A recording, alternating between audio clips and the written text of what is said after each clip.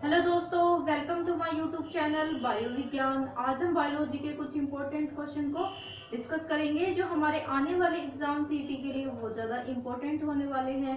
तो please friends video को end तक देखें। चलिए हम स्टार्ट करते हैं।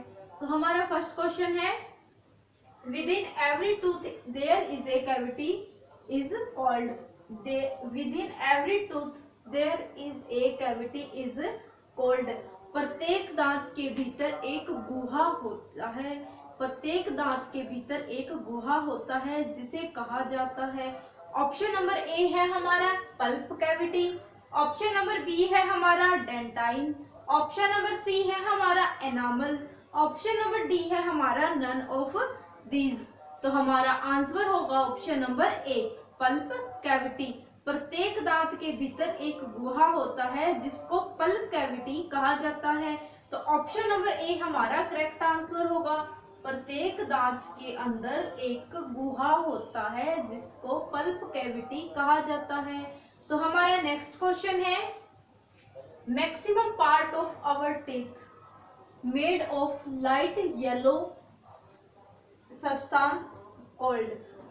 maximum part of our teeth made up of a light yellow substance is called। हमारे दांत का मैक्सिमम पार्ट अधिकांश भाग पीले रंग के पदार्थ का बना होता है जिसको डैश कहा जाता है। ऑप्शन नंबर ए है हमारा एनामल। ऑप्शन नंबर बी है हमारा डेंटाइल। ऑप्शन नंबर सी है हमारा बोन। ऑप्शन नंबर डी है हमारा आयरन। तो हमारा आंसर होगा ऑप्शन नंबर बी डेंटाइल। तो हमारा आंसर क्या होगा? Option number B dentine. हमारे दांत का अधिकांश हिस्सा हल्के पीले रंग का बना होता है और उस भाग को क्या कहा जाता है? डेंटाइल कहा जाता है। तो हमारा नेक्स्ट क्वेश्चन है, dash provide protection of sensory layer of tooth and keep tooth shiny. Dash provide protection of sensory layer of tooth and keep shiny tooth shiny.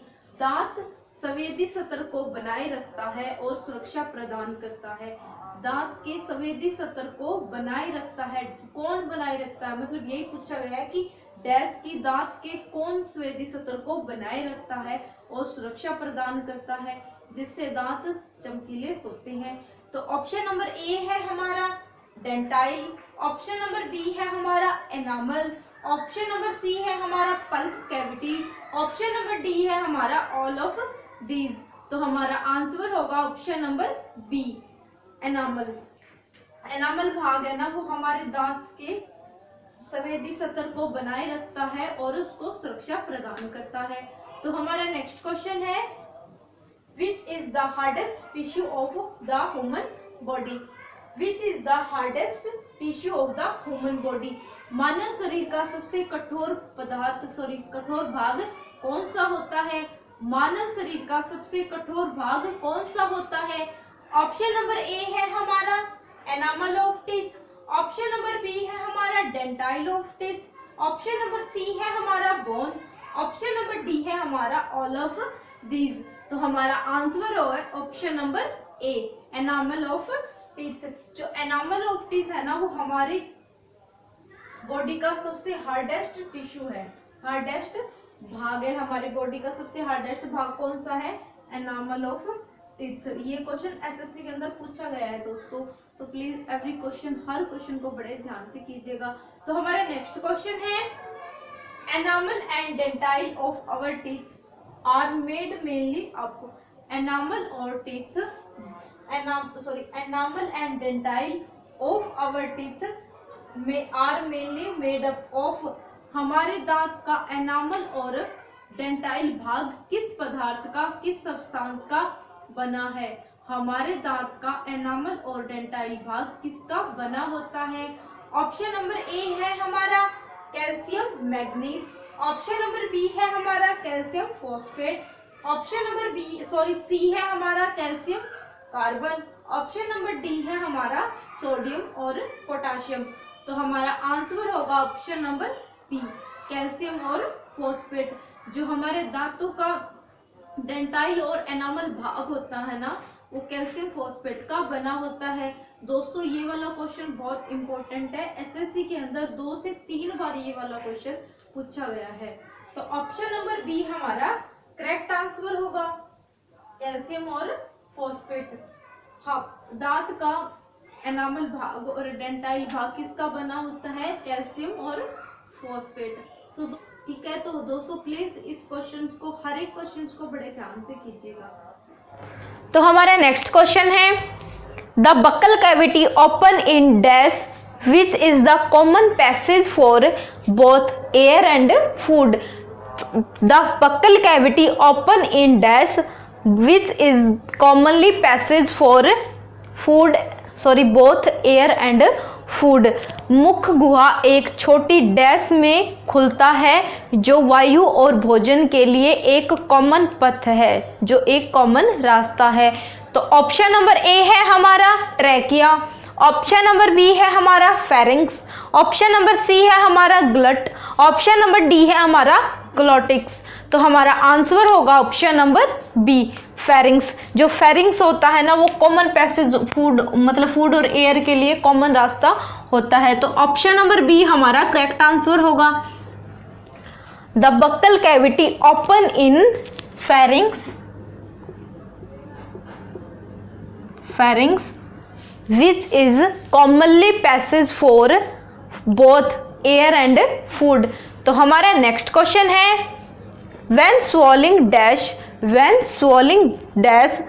swallowing का मतलब होता है निगलना, prevent the food to enter in windpipe।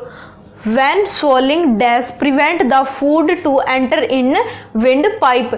भोजन को निगलते समय जब भोजन श्वसन नली में ना चला जाए, इसको कौन मतलब कवर करता है। जब भी हम भोजन को निगलते हैं ना, तो अगर वो विंड पाइप में चला जाता है तो उसको वहां जाने से कौन रोकता है। तो ऑप्शन नंबर ए है हमारा एपिग्लोटिक्स, ऑप्शन नंबर बी है हमारा ग्लट, ऑप्शन नंबर सी है हमारा ग्लोटिक्स, ऑप्शन नंबर डी है हमारा नन ऑफ दीज। तो हमारा answer option number A, epiglottis. तो हमारा आंसर क्या होगा, option number A, when swallowing the, यहाँ पे आएगा एपिग्लोटिक्स।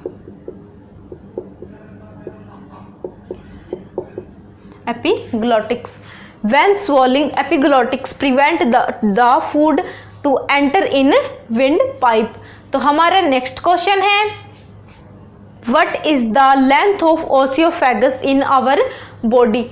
What is the length of oesophagus in our body?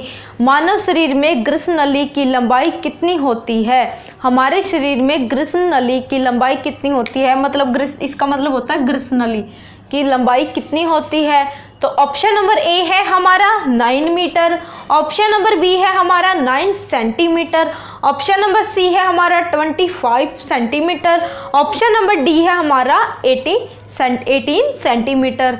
तो हमारा आंसर होगा ऑप्शन नंबर सी, 25 सेंटीमीटर। जो ओसियोफेगस होता है ना, जो ग्रीष्म नली होती है, उसकी लंबाई कितनी होती है, 25 सेंटीमीटर। दोस्तों ये वाला क्वेश्चन एसएससी के अंदर पूछा गया है और ऊपर वाला क्वेश्चन भी एसएससी के अंदर पूछा गया है।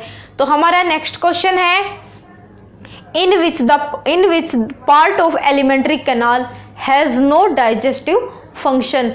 In which part of alimentary canal has no digestive function. आहार नाल में पाचन तंत्र का भाग नहीं है, आहार नाल में पाचन तंत्र का भाग नहीं है। ऑप्शन नंबर ए है हमारा buccal cavity, option number B है हमारा ओसियोफेगस, ऑप्शन नंबर सी है हमारा स्टमक, ऑप्शन नंबर सी है हमारा स्टमक,